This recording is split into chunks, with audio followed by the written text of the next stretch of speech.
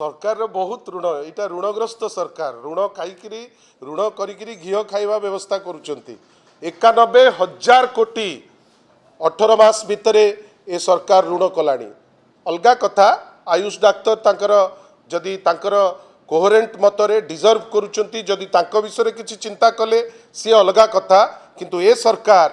आगामी दिन मानकरे दरमा दे पारिबे कि नहीं सरकारी लोकंकर सेटा होची बड़ कथा। 91,000 कोटी टंकार ऋण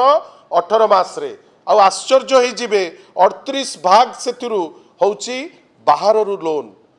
खोला बजार ऋण से आमे को आड़ को गति करुचे सेटा गोटे बड़ प्रश्नवाची किंतु एटा अलगा कथा जे जदि आपण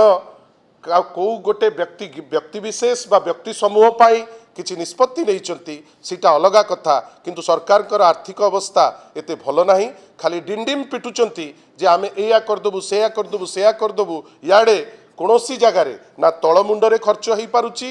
1 लाख कोटी सेंट्रल स्तर रे खर्च हो पारिनी रही आमर आज पर्यंत ए सरकार मध्य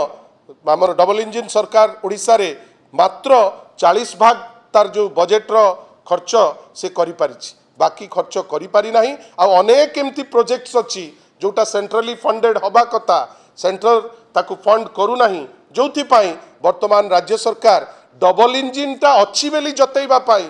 ओडिशार तहबिल रो जो पैसा खर्च करुची किंतु ना नौची जे एटा केंद्रीय योजना बेली